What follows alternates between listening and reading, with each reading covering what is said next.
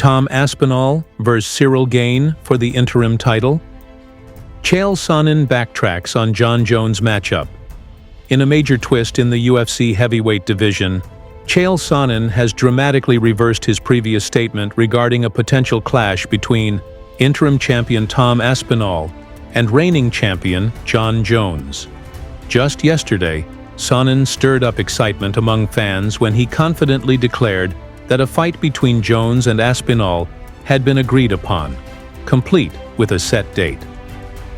This sparked widespread speculation that the long-awaited showdown between the two heavyweights was finally on the horizon. However, in a surprising update today, Sonnen walked back his claim. Speaking on his YouTube channel, he now reports that Jon Jones will not be facing Aspinall after all.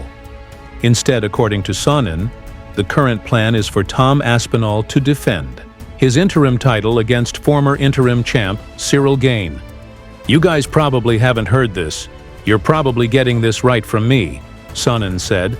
"From the time this leaves my mouth to the time we get this to California, turned around, and onto the internet is going to be about 40 minutes. So the only way I get scooped on this is if somebody hits me in like 40 minutes. The current plan, right now, Tom Aspinall versus Cyril Gane for the interim championship."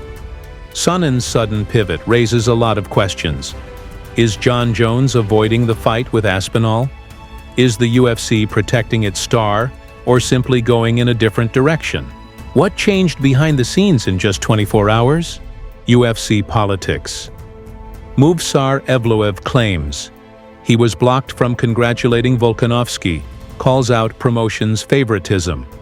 In a revealing interview with Russian journalist Vlad Kolos, undefeated featherweight contender Movsar Evloev shared a troubling behind-the-scenes experience that sheds light on his ongoing struggle for recognition within the UFC.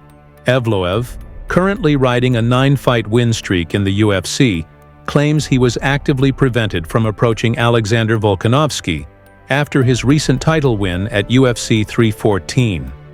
According to Evloev, he simply wanted to congratulate the champ, but was stopped by security, allegedly under UFC orders. "I was at UFC 314. After the fight, I had the opportunity to talk to the UFC. They did not want this," Evloev said. "When the event was over, we were walking out through the hallway. Volk was standing not far from me, talking to fans and staff. I wanted to go up to him and congratulate him, but the security guys didn't let me and took me to the opposite side." To Evloev, it was more than just a missed moment. It felt like a clear message. "The UFC is trying to keep me as far away from anything title-related as possible," he continued. "Apparently, in their eyes, I'm not worthy of the title, yet, but give me the opportunity to prove that I am. If 9 wins in the best organization in the world isn't enough, I'm ready to fight 9 more times." Despite the frustration, Evloev isn't backing down. He's staying ready, willing to fight anyone, and remains committed to forcing the UFC's hand with his performances. His situation highlights a growing debate in the sport. What does it really take to earn a title shot? Skill and record, or marketability and timing? Caio Baralho reflects on brutal Khamzat Chimaev training camp. "I don't have ego." Caio Baralho is making headlines again, but not for a fight inside the octagon. This time it's his brutally honest take on past training sessions with Khamzat Chimaev that has fans talking. Following the release of a now viral clip showing Chimaev submitting him during sparring, Baralho sat down with Submission Radio to give context, and he didn't hold back. "You know what I mean? I was there to help him," Baralho said, referring to his time spent in Chimaev's infamous training camps. But what followed was a vivid description of just how intense, and at times, punishing, those sessions were. "Just think with me," Baralho continued. "Khamzat had like 10 sparring partners. All of those guys, he never became friends with them. Why? Because they kill each other in training. Khamzat would hurt them, and then they had to leave, in like a week, or 5 days, or 4 days. They couldn't stand his training camp for even a week. People just kept coming in and out. Baralho, however, was the exception. I was the only one who stayed with him. We became friends. I stayed with him for almost 2 months. I was in Sweden for 3 or 4 weeks, then Vegas for 2 or 3 weeks, training with him every day. Baralho emphasized that his role was never about proving himself. It was about contributing to Chimaev's preparation. He knows I was there to help him. He knows I wanted to make him win a fight. So if I need to get beat up for 5 rounds, I don't have an ego. I don't have anything against it. I was there to help, and I learned a lot, and that's what I did. Now the big question is whether these two will one day face off inside the octagon. And if they do, how different will it look the second time around? Ilia Topuria's lightweight leap. Title shot looms.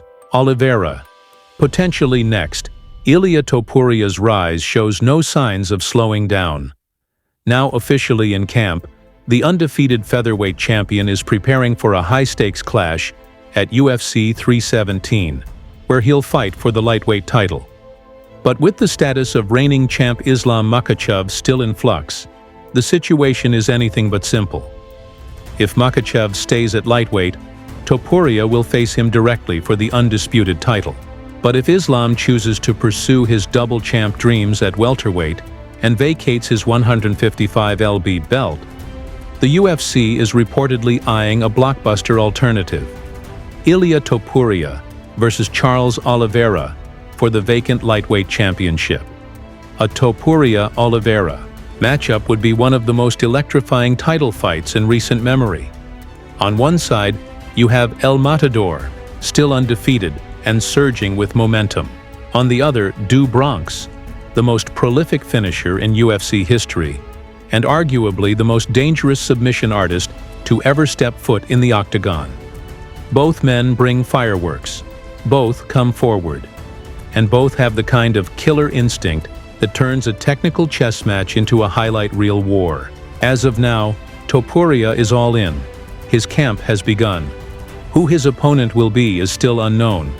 But one thing's crystal clear: the era of Ilia Topuria is just getting started. Israel Adesanya wants the rematch, and this time, it's personal. In a recent, deeply introspective conversation with none other than David Goggins, the former middleweight champion didn't hold back when discussing his shocking loss to Sean Strickland and what it sparked inside him. Let's rewind to September 2023. When Strickland pulled off what many called one of the greatest upsets in UFC history. In Sydney, Australia, he dominated Adesanya for 5 rounds in a fight that wasn't even close, winning a clean 5-0 sweep. On the judges' scorecards, Adesanya, known for his striking precision and championship pedigree, was stunned. And he admits it. Israel Adesanya's redemption quest. I've got to protect that inner child. For Israel Adesanya, the rematch against Sean Strickland isn't just business, it's personal. In a powerful conversation with David Goggins, Adesanya opened up about what's really driving his comeback: a need to protect his younger self. "Young me," Adesanya said, referencing the child within.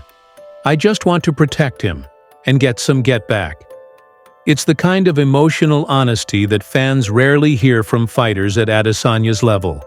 And Goggins, a man known for pushing people beyond their mental limits, responded with full support. "I love it." So here we are. The former middleweight king isn't chasing fame, hype, or even just the belt.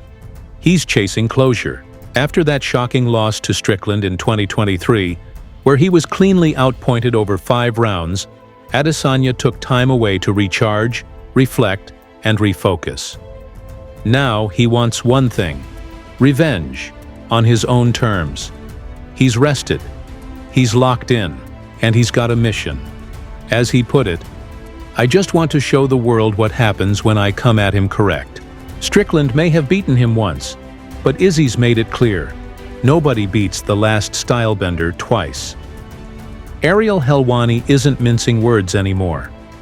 According to the MMA journalist, If the much-anticipated fight between Jon Jones and Tom Aspinall doesn't go down, it's not the UFC's fault. It's not on Aspinall. It's all on Jon Jones.